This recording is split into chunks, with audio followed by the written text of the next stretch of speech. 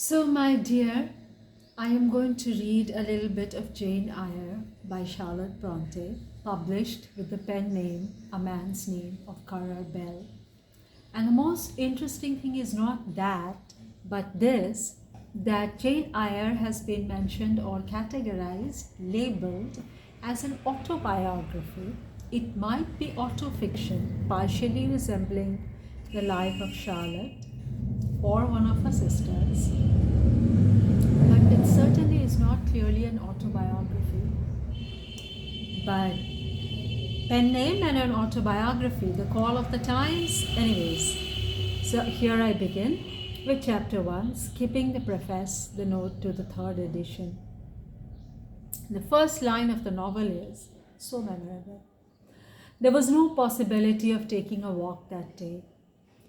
We had been wandering indeed in the leafless shrubbery an hour in the morning, but since dinner, Mrs. Reed, when there was no company, dined early.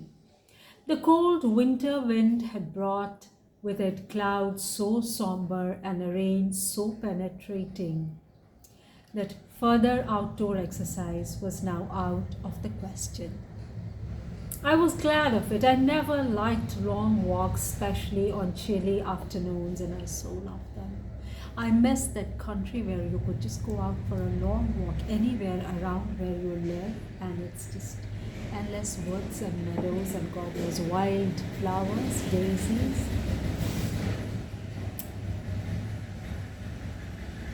I never liked long walks, especially on chilly afternoons. Dreadful to me was the coming home in the raw twilight with nipped fingers and toes and a heart saddened by the chidings of Bessie, the nurse, and humbled by the consciousness of my physical inferiority to Eliza, John, and Georgiana Reed.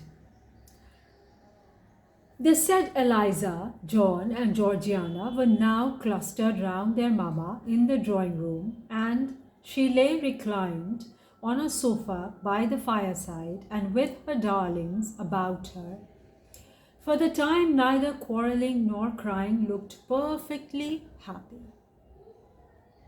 Me, she had dispensed from joining the group, saying, she regretted to be under the necessity of keeping me at a distance, but that until she heard from Bessie and could discover by her own observation that I was endeavoring in good earnest to acquire a more sociable and childlike disposition, a more attractive and sprightly manner, something lighter, franker, more natural, as it were, she really must exclude me from privileges intended only for contented, happy little children. This is what happens when somebody just gets labeled unfit for socializing or sad or unmannered. So, Jane Eyre, we all know this story to an extent, but how lovely to read it. What does Bessie say I have done? I asked. Jane, I don't like cavaliers or questionnaires. Besides, there is something truly forbidding in a child taking up her elders in that manner. Be seated somewhere, and until you can speak pleasantly, remain silent. A small breakfast room adjoined the drawing room. I slipped in there. It contained a bookcase. I soon possessed myself of a volume, taking care that it should be one stored with pictures. I mounted into the window seat, gathering up my feet. I sat cross-legged like a Turk, and having drawn the red moreen curtain nearly close, I was shrined in double retirement. Folds of scarlet drapery shut in my view to the right hand. To the left were the clear panes of glass, protecting but not separating me from the drear November day. At intervals, while turning over the leaves of my book, I studied the aspect of that winter afternoon. Afar it offered a pale blank of mist and cloud, near a scene of wet lawn and storm-beat shrub with ceaseless rain sweeping away wildly before a long and lamentable blast. I returned to my book, Bewick's History of British Birds. The letterpress thereof I cared little for, generally speaking, and yet there were certain introductory pages that, child as I was, I could not pass quite as a blank.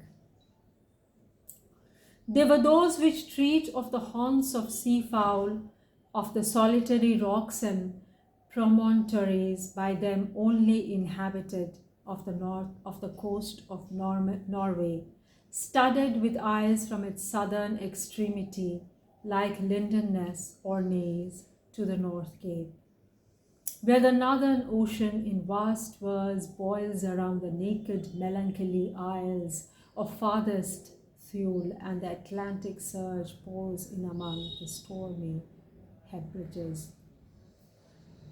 Nor could I pass unnoticed the suggestion of the bleak shores of Lapland, Siberia, Spitsbergen, Nova Zembla, Iceland, Greenland, with the vast sweep of the Arctic zone, and those forlorn regions of dreary space, that reservoir of frost and snow, where firm fields of ice, the accumulation of centuries of winters, glazed in alpine heights above heights, surrounded the pole, and concrete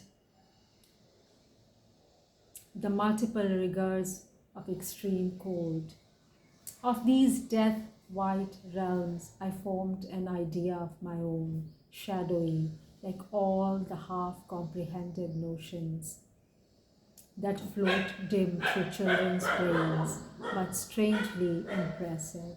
The words in these introductory pages connected themselves with the succeeding vignettes and gave significance to the rock standing up alone in a sea of billow and spray, to the broken boat stranded on a desolate coast, to the cold and ghastly moon glancing through bars of cloud at a wreck just sinking.